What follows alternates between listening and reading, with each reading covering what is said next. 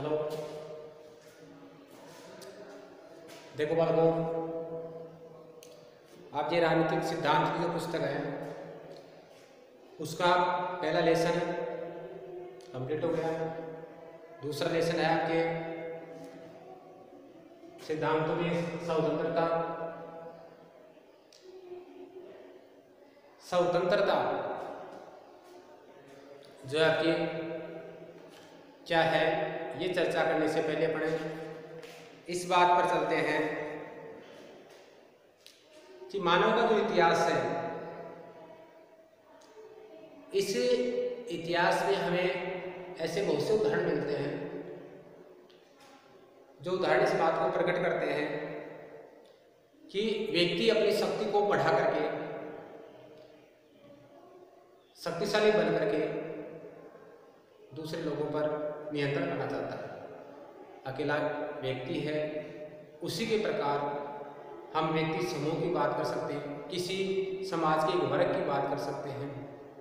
कोई भी समाज का समूह है, चाहे वर्ग है, वो क्या करना चाहता है, अपनी शक्ति बढ़ा करके या अपनी शक्ति या समुदाय के बल पर दूसरे लोगों के समूह या समुदाय पर अधिकार करना चाहता है, उन्हें गुलाम बनाना चाहता है, उन्हें अपने नियंत्रण में रखना चाहता है, उन्हें अपने आधिपत्य में रखना चाहता है।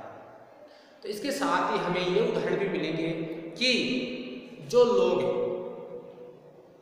किसी शक्तिशाली समुदाय के वर्चस्व में रह रहे थे, उन्होंने उस वर्चस्व के खिलाफ विद्रोह किए, संघर्ष किए, और ये संघर्ष जो है आपके हमारे लिए प्रेरणादायक है, प्रेरणा प्रदान करने वाले हैं। किस बात की कि हमें किसी वर्चस्व के अधीन नहीं रहना चाहिए, वर्चस्व का विरोध करना चाहिए। यह स्वतंत्रता क्या है जिसकी बात कर रहे हैं, यह स्वतंत्रता क्या है? तो व्यक्ति द्वारा किसी के वर्चस्व का विरोध करने का मतलब यह है कि वो स्वतंत्रता चाहता है, किसी भी वर्चस्व में यानी किसी के अधिकार में नहीं रहना चाहता, किसी का गुलाम बन करके नहीं रहना चाहता, किसी का गुलाम बनकर के नहीं रहना चाहता।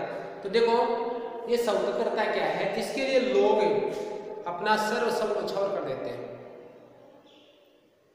आपको इतिहास में ऐसी बहुत सी बातें मिलेंगी, बहुत से जो आपके उदाहरण मिलेंगे, जो उदाहरण इस बात को प्रकट करेंगे कि लोगों ने अपनी स्वतंत्रता के लिए अपना सर्वस्व, अपना देश, अपना परिवार, अपना समाज और यहाँ तक कि अपने जीवन को भी क्या कर दिया, स्वतंत्रता के लिए न्यौछावर कर दिया।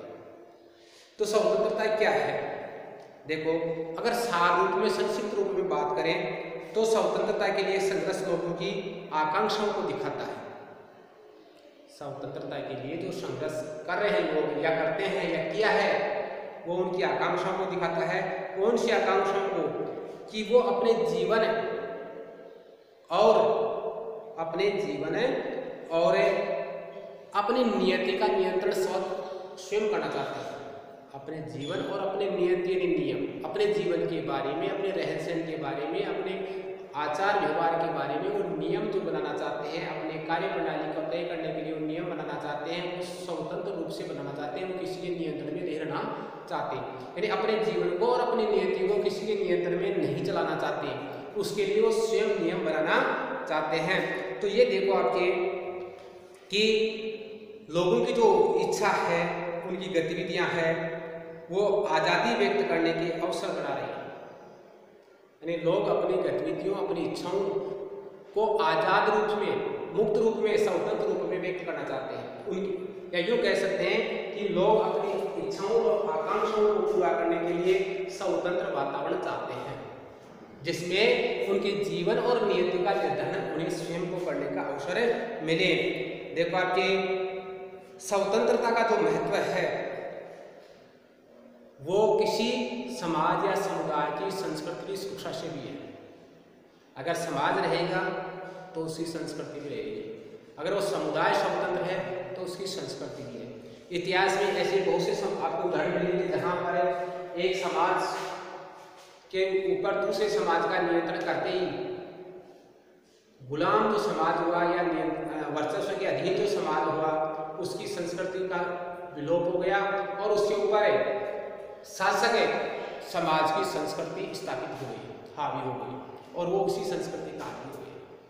तो संस्कृति भी क्या होती है आपकी स्वतंत्रता के साथ ही चली जाती है, उसकी पहचान भी नहीं रहती है लोगों के विविध हितों और आकांक्षाओं को देखते हुए।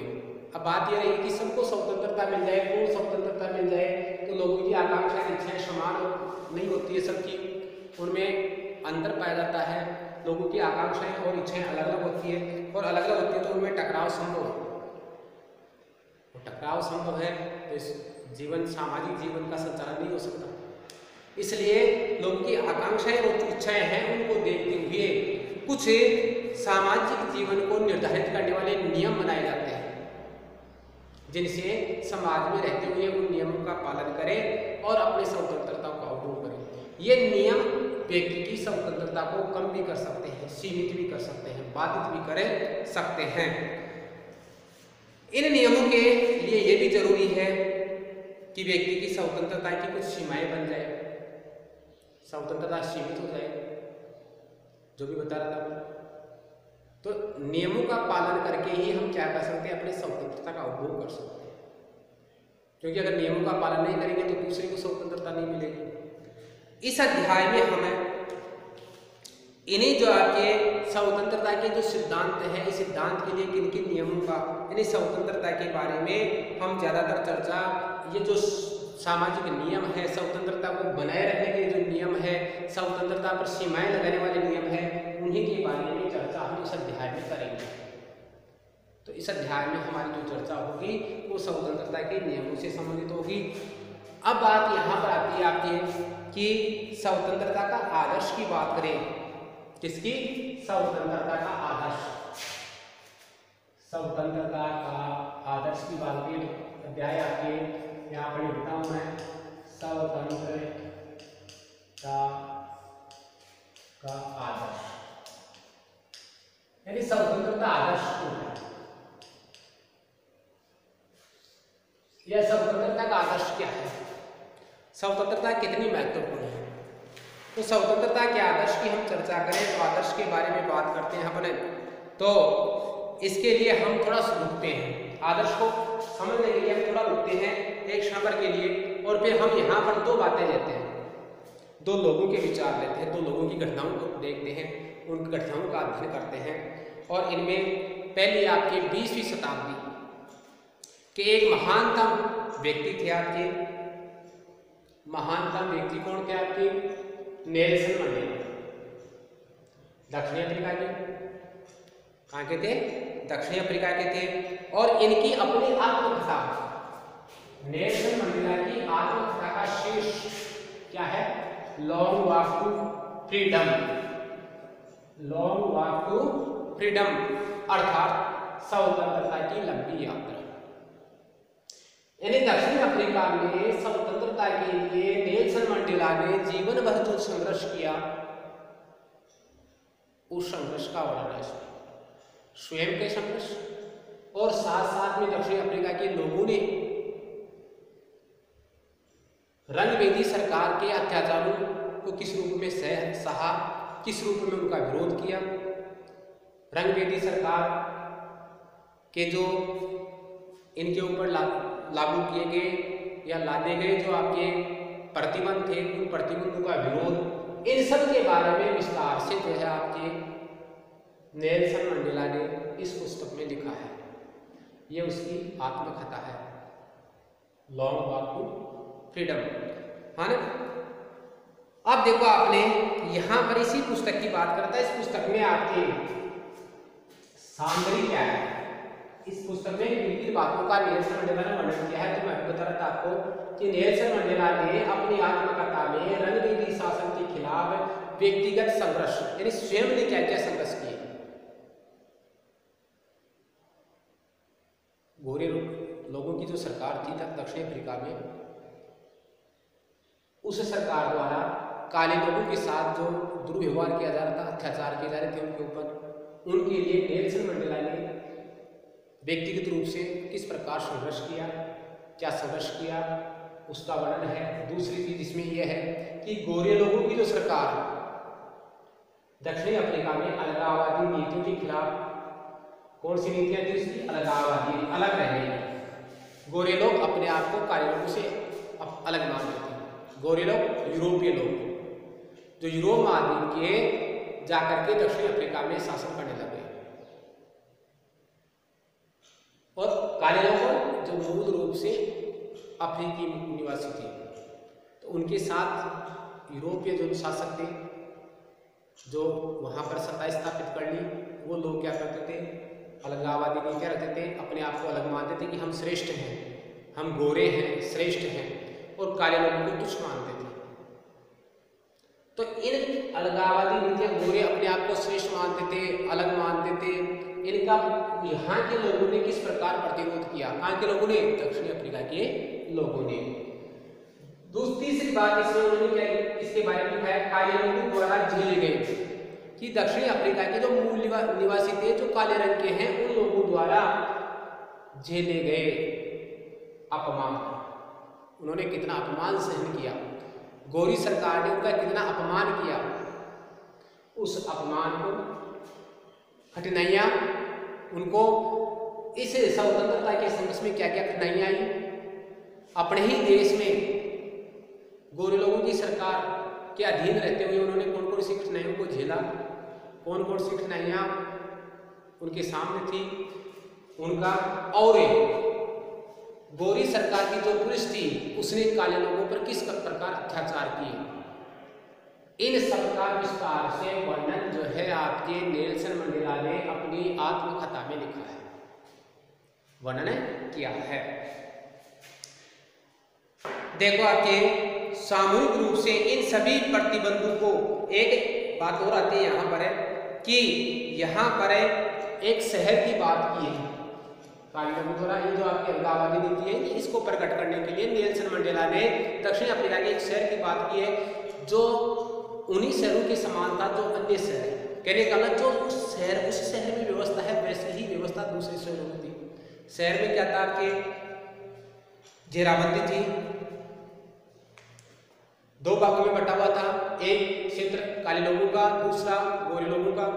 जो गोरे लोगों का क्षेत्र था उसकी घेराबंदी थी, काले लोगों को उस गोरे लोगों के क्षेत्र में जाने की इजाजत नहीं होती थी। और अगर काले लोग गोरे लोगों के क्षेत्र में जाना चाहें या जाएं तो उनके पास में पास होना चाहिए, पास यानी अनुमति पत्र, उस क्षेत्र में जाने का अनुमति पत्र होना चाहिए। और ये अनुमति पत्र उन्हीं लोगों को दिया जाता था जो गोरे लोगों के यहाँ पर सेवा का काम करते थे, सफाई का काम करते हैं, या फिर जो आपके नल वगैरह ठीक करने का अन्य इस प्रकार के कोई कार्य करते थे, उनको ही पास दिया जाता था। वो उस पास को दिखा करके कहीं पर भी जो काम है वो करके दिन भर और शाम तक उन्हें वापस लौटना होता था। रात्रि के समय गोरे लोगों के क्षेत्र में कोई काले रंग का व्यक्ति या काले लोगों के समुदाय का व्यक्ति कोई वहाँ पर मिल जाए तो उसको जीवित नहीं छोड़ा जाता था। बाकायदा जो है आपके गोरे लोगों के क्षेत्र की जो सीमा रेखा होती थी उस पर बोर्ड लगा हुआ होता था और बोर्ड पर लिखा हुआ आता था कि काले लोगों का प्रवेश वर्जित है। अगर रात के अंधेरे में कोई काला व्यक्ति या काले लोग इस क्षेत्र में प्रवेश करने का कार्य करेंगे या प्रवेश करते हैं तो हमारे सुरक्षा गार्ड उनकी हत्या कर देंगे और हत्या करके उनको जंगली कुत्तों के सामने डाल दिया जाएगा, जंगली कुत्तों के में फेंक दिया जाएगा, जंगल में फेंक दिया जाएगा, यूँ कह सकते हैं। और कुत्ते उन्हें नोच करके खा जाएंगे और उसे लापता घोषित कर दिया जाएगा। इस प्रकार का बाकायदा बोर्ड पर लिखा हुआ था। ये बात काले लोगों की मानसिकता को प्रकट करती है कि गोरे लोगों की मानसिकता को प्रकट करती है कि गोरे लोगों के मस्तिष्क में काले लोगों के प्रति कितनी नफरत थी, कितना भेदभाव था, कितना अलगाववाद रखते थे, कितनी अलगाववादी नीतियां रखते थे। तो ये चीजें जो थी आपके, इन सब का नेल्सन मंडेला ने और उसके साथियों ने इन अन्यायपूर्ण नीतियों का विरोध किया और स्वतंत्रता के लिए उन्होंने क्या किया, संघर्ष किया। तो अन्यायपूर्ण प्रतिबंधों और स्वतंत्रता के लिए नेल्सन मंडेला और उसके साथियों द्वारा किए गए जो संघर्ष है उस संघर्ष को वॉक टू फ्रीडम कहा जाता है। लॉग वॉक टू फ्रीडम, यानी नेल्सन मंडेला और उसके साथी मित्रों द्वारा आपके गोरे लोगों द्वारा की जाने वाली अन्यायपूर्ण नीतियाँ थी और स्वतंत्रता है, उसके लिए जो संघर्ष किया गया उस संघर्ष को ही लॉ ऑफ फ्रीडम नाम दिया गया है। ये चीजें ही उस आत्मकथा में है। अब देखो बात आती है यहाँ पर कि ये जो स्वतंत्रता की लड़ाई थी, ये स्वतंत्रता का जो संघर्ष था, मंडेला ने अपने जीवन के 28 वर्ष जेल की कोठरियों के अंधेरे में बिताए। अपने जीवन के 28 वर्ष जेल की कोठरियों के अंधेरे में बिताए। किसने? नेल्सन मंडेला ने। और ऐसी स्थिति में जब उसको ये भी पता नहीं था कि उसे जेल से कब मुक्त किया जाएगा, जेल से उसे मुक्त किया जाएगा या जेल में ही उसका जीवन समाप्त हो जाएगा। ऐसी स्थिति में उसने क्या किया, आपके 28 वर्ष व्यतीत किए। देखो आप जरा सोचो कि आप अपने यौवन को किस आदर्श के लिए, यौवन को आप अपने यौवन यानी युवावस्था को किसी आदर्श के लिए होम देते हैं।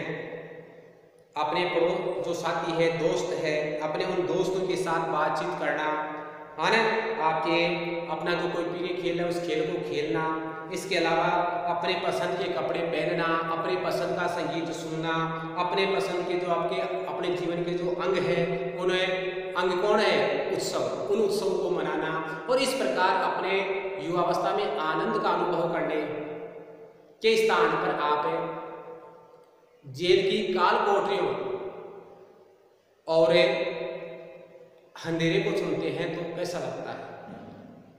आप सोच सकते हैं कि ये नेल्सन मंडेला के लिए कितनी बड़ी कीमत थी। नेल्सन मंडेला के लिए कितनी बड़ी कीमत थी।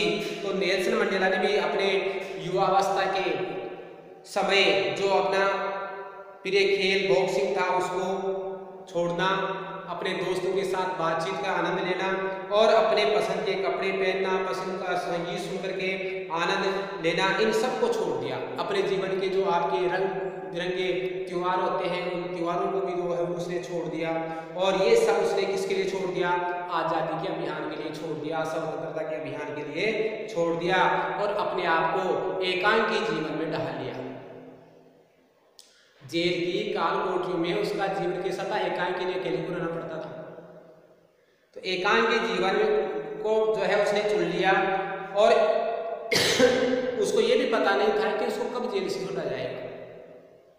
अब आप सोचो कि स्वतंत्रता के लिए ये जो स्वतंत्रता शब्द है, स्वतंत्रता है, इसके लिए नेल्सन मंडेला ने इतनी बड़ी कीमत चुकाई है।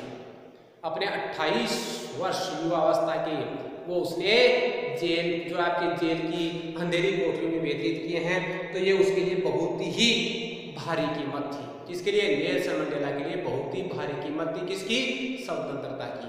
अब आप इससे सोच सकते हैं इस घटना से कि स्वतंत्रता हमारे लिए कितनी महत्वपूर्ण है, कितना बड़ा आदर्श है स्वतंत्रता। इसी के साथ एक घटना और बताता हूँ आपको। ये स्वतंत्रता है कि एक जो घटना है वो आंग सान सू की से जुड़ी हुई है। कौन है? आंग सान सू की।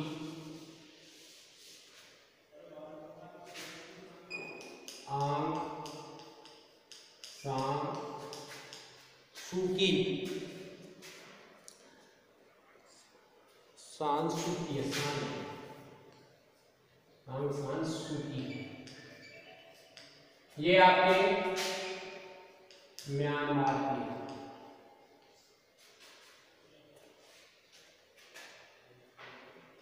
नाता है, म्यांमार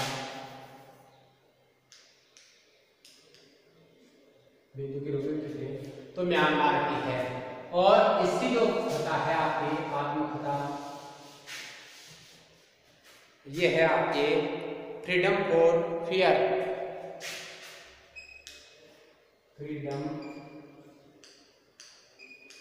फॉर फियर अर्थात भय से मुक्ति।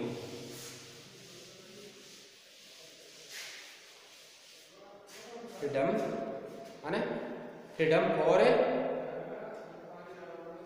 ये फॉर्म है, फ्रीडम फॉर फियर अर्थात भय से मुक्ति। भय से मुक्ति, ये इसका अर्थ होता है। तो एक जो है आपकी दूसरी कथा है स्वतंत्रता के संघर्ष से जुड़ी हुई, ये मामला जो आपके आंग सान सू की का है ना।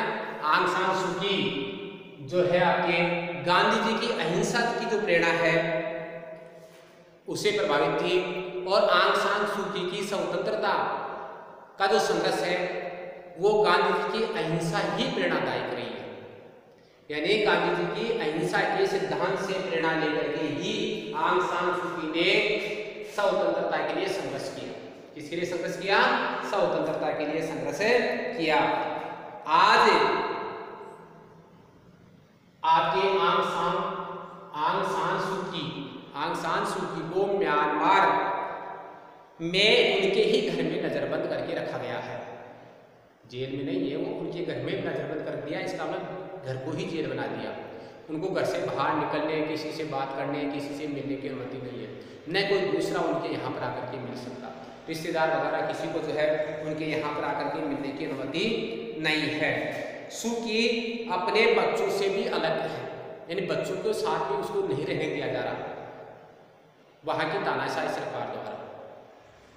और यहाँ तक कि देखो आपके सबसे बड़ी बात तो यह है कि सू की के पति कैंसर से पीड़ित थे और जिंदगी और मौत से जूझ रहे थे। ऐसी स्थिति में भी उन्हें अपने पति से मिलने के लिए इंग्लैंड जाने की अनुमति नहीं दी। किन्होंने? सैनिक शासकों ने। म्यांमार में सैनिक शासन है। सू की ने सैनिक शासन का विरोध किया तो उसे जो आपके उसके घर में क्या कर दिया गया? बंदी बना दिया गया और बच्चों से अलग कर दिया गया। पति जब जो है आपके इंग्लैंड में इलाज करा रहे थे और मौत और जिंदगी से जूझ रहे थे तो वहाँ उसको मिलने नहीं जाने दिया गया। क्यों नहीं मिलने दिया गया? क्योंकि सैनिक शासकों को भय था, डर था कि अगर आंग सान सू की एक बार इंग्लैंड चली गई तो वापस लाना मुश्किल हो जाएगा, यानी हम वापस लाने में सफल हो या नहीं हो। उनको डर था कि अगर सू की इंग्लैंड रहेगी, हम उसको वापस नहीं ला पाए तो वहाँ रहते हुए हमारे तानाशाही शासन के विरुद्ध में विश्व का समर्थन जुटा सकती है, दुनिया के देशों का समर्थन जुटा सकती है और हमारा शासन जा सकता है। इसलिए सू की को जो है म्यांमार में ही रखा गया और पति से नहीं मिलने दिया गया। देखो आपके आंग सान सू की अपनी आज़ादी को अपने देश के जो लोग हैं, नागरिक हैं, उनके साथ लड़ रही है, उनसे जोड़ करके जो है देती है। वो ये मानती है कि मेरी अकेले की आज़ादी से मतलब नहीं है, आज़ादी सबको मिलनी चाहिए। म्यांमार के सभी नागरिकों को आज़ादी मिलनी चाहिए। तो सभी लोगों की आज़ादी से है, अपनी आज़ादी को लेकर के जुड़ी हुई है, चल रही है ना। और उन्होंने अपनी पुस्तक क्या है? पुस्तक जो है आपके यहाँ पर इसकी आत्मकथा है, तो ये उसकी आत्मकथा है, तो कह सकते हैं ये उसकी पुस्तक है ना। तो उन्होंने अपनी जो पुस्तक है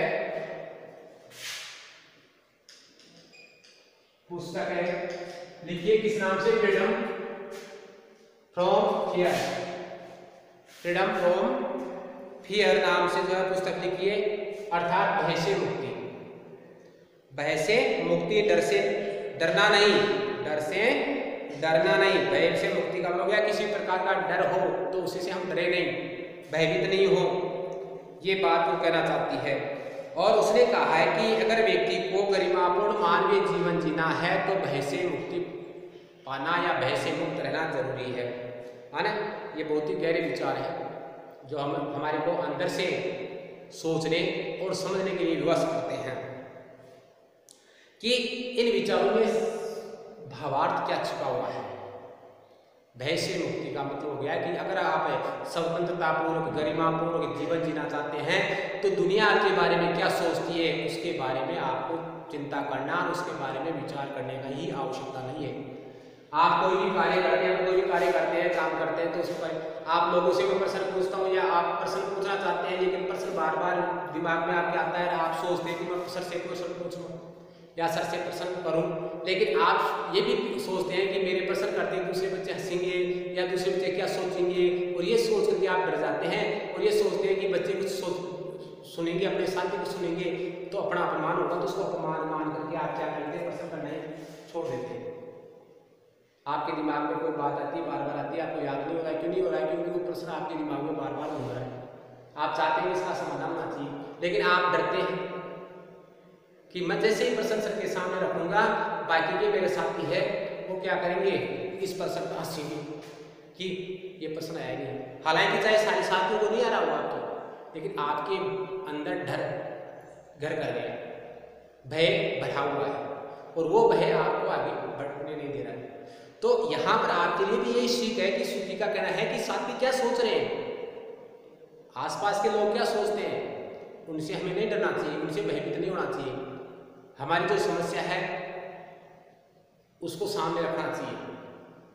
कोई प्रश्न है, चाहे वो गलत है सही है, उत्तर भी गलत है सही है, जैसा आता है वैसे तुरंत बता देना चाहिए, ताकि पता चले भाई आपको कैसा आ रहा है कैसा नहीं आ रहा है। अब आपको आता है फिर भी आप कई बार नहीं बताते, आप ये सोचते हैं कि मैं बताऊंगा, बताते ही मेरा प्रश्न का उत्तर जो है गलत हुआ, तो उत्तर गलत हुआ तो साथी मजाक बनाएंगे। तो आपको इस मजाक की ओर ध्यान नहीं देना कि वो मजाक बना रहे हैं, कि आपको कमतर मान रहे हैं, कि आपको कैसा मान रहे हैं, उसके बारे में नहीं सोचना है। यही कहना है आपके आसान सूफी का। आपको केवल इस पर पढ़ाई पर ध्यान देना है और आपको ये देखना है कि मैं कितना पढ़ सकता हूँ। गलत है सही है, जो भी दिमाग में प्रश्न आ रहा है उसको पूछना है आपको, वो आपकी किताब से समाप्त होना चाहिए। इसके अलावा देखो आपके उसने कहा है क्या कि हम जो करना चाहते हैं उसके बारे में समाज के लोगों की प्रतिक्रियाओं, साथ के लोगों का मजाक उड़ाने है ना आदि का मन में हमारे भय नहीं होना चाहिए कि समाज के लोग क्या प्रतिक्रिया करेंगे, कैसा चर्चा करेंगे हमारे बारे में, कैसी बातचीत करेंगे, हमारे साथी कैसा मजाक उड़ाएंगे, है ना। इन बातों के बारे में हमें नहीं सोचना चाहिए। हमें कभी भी भय का प्रदर्शन नहीं करना चाहिए कि मैं भयभीत हूँ, है ना।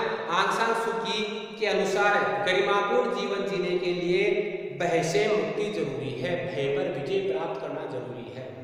जब तक हम भयभीत होते रहेंगे हम आगे नहीं बढ़ सकते। किसी भी क्षेत्र में हम अपना विकास नहीं प्राप्त कर सकते, चाहे वो ज्ञान का क्षेत्र ही हो, ज्ञान का क्षेत्र ही हो। तो इस प्रकार देखो आपने आंग सान सू की और नेल्सन मंडेला, है ना, इनकी दोनों की जो पुस्तकें हैं, इन पुस्तकों में हमने स्वतंत्रता के आदर्श की शक्ति को देखा है। यानी दोनों ही स्वतंत्रता से जुड़े हुए हैं और इन्होंने दोनों ने ही स्वतंत्रता के लिए अपना जीवन न्यौछावर कर दिया। तो अब आप सोच सकते हैं कि स्वतंत्रता कितनी महत्वपूर्ण है, स्वतंत्रता कितनी आदर्श है, और स्वतंत्रता का यही आदर्श हमारे राष्ट्रीय संघर्ष भारत में विदेशी शासन ने ब्रिटिश शासन से स्वतंत्रता प्राप्त करने में यही आदर्श नहीं था। ऐसा ही आदर्श ब्रिटिश उपनिवेशवादी हो, चाहे आपके फ्रांसीसी शासक हो, चाहे पुर्तगाली हो, इन सभी उपनिवेशवाद के खिलाफ एशिया और यूरोप के देशों ने संघर्ष किया और उस संघर्ष के प्रति ये स्वतंत्रता का आदर्श ही प्रेरणादायक था या एक प्रेरणा थी। अब बात आती है कि स्वतंत्रता क्या है। तो देखो आपके स्वतंत्रता की बात करें कि स्वतंत्रता क्या है, तो स्वतंत्रता का सीधा सपाट सा उत्तर मिलता है क्या, स्वतंत्रता का मतलब हो गया प्रतिबंधों का अभाव। स्वतंत्रता क्या है, इसका मतलब हो गया प्रतिबंधों का अभाव।